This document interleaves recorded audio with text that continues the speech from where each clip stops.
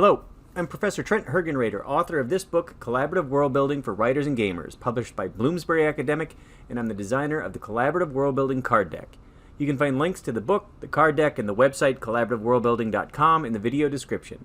This is the first in a series of videos in which I explain some basic concepts I cover in the book for the Worldbuilding Workshop, a class I teach at the Rochester Institute of Technology.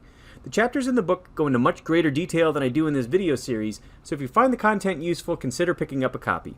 Feel free to follow me on social media for updates on these projects and other things that I'm up to. Before I get into the steps in the collaborative world-building process, I'd like to take a step back and ask three basic questions.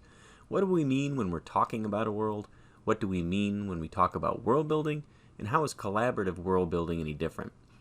We use the word world in all sorts of ways, like we might refer to the world of professional athletes or the fashion world. We also talk about different cultures and time periods, like the world of the ancient Aztecs or the world of the American Revolution. When we're talking about worlds this way, we're not talking about the entire planet, but rather smaller subsets of human cultures that exist or have existed at a specific place at a specific time.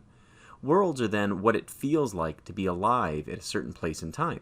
When we think and talk about worlds, we're always engaging in this subtle process of inclusion and exclusion, drawing borders around what it is that we're talking about and connecting that to both space and time.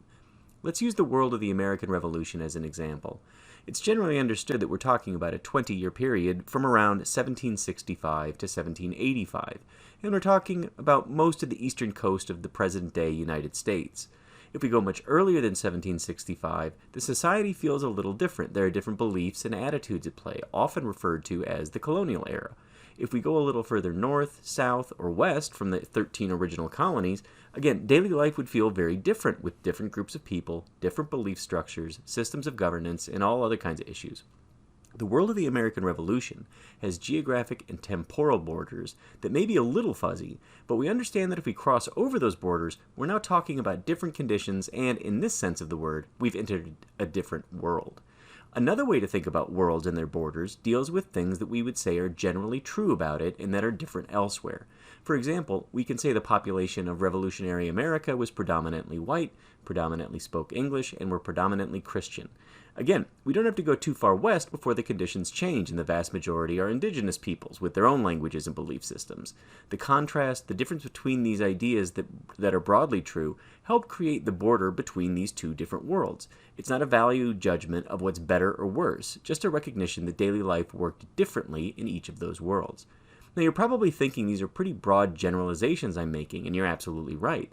I'll talk about this more in the next video, but I want to bring up the concept of scope here.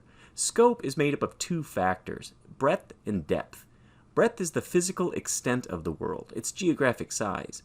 Depth has to do with the level of detail you're using to describe the world. When we're talking about revolutionary America as being a world, that's pretty high level. We're talking about a couple decades and thousands of miles of land. The broader the scope, the more generalizations you have to make when talking about it.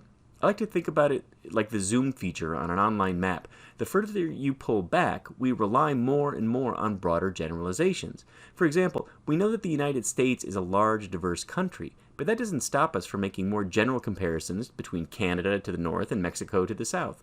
We often compare differences in population demographics, language, climate, economies, faiths, and a whole range of things that distinguish the United States from its neighbors. Each step we take back, we're making more and more generalizations. We can keep scrolling out, comparing the continent of North America to Africa, or further out yet, comparing Earth to our planetary neighbors Venus and Mars. We see this in science fiction all the time. Humans are contrasted to alien species like Martians. While thinking on a planetary scale is something world builders commonly do, the real work comes when you start zooming in and tightening that scope. And instead of general similarities, we start to get differences, to differentiate between this world and that one. So we've got revolutionary America, but the colonies in New England, the Mid-Atlantic, and South had some significant differences.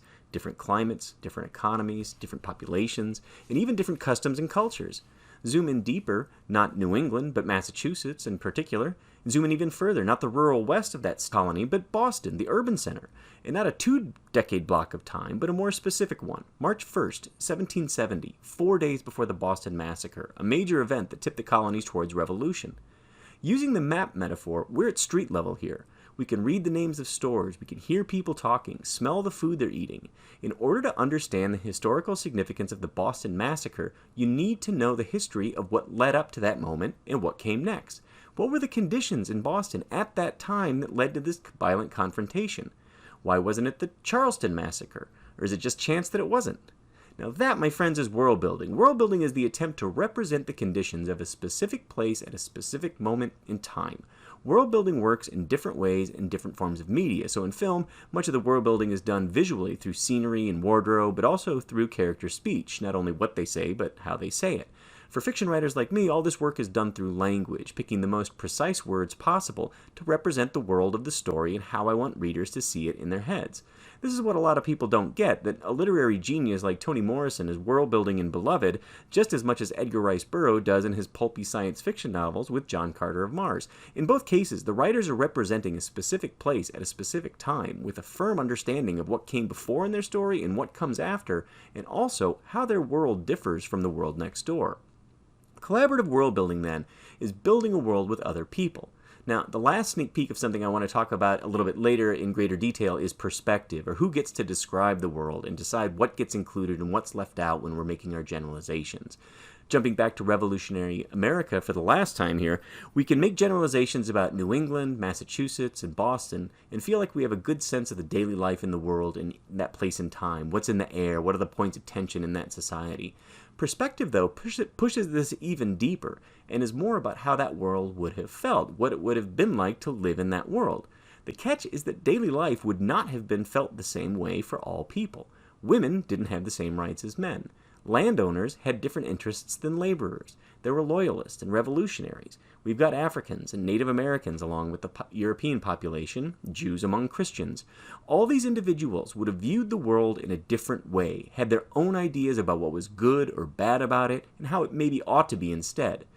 Put value judgments to the side and just think about the diversity of perspectives in any given world at any given time, and the same is true about our world today. So collaborative world building takes advantage of the fact that we all view our world in different ways. We have opinions on the government, economics, social, cultural issues.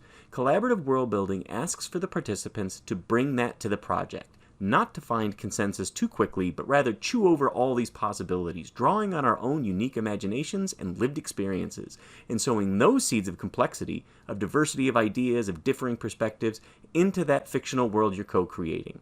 Okay, that's it for now. Hope you enjoyed this introductory video. In the next video, I'll be talking about the foundations and frameworks of world-building projects and getting into more depth with the concepts of scope, sequence, and perspective. Until then.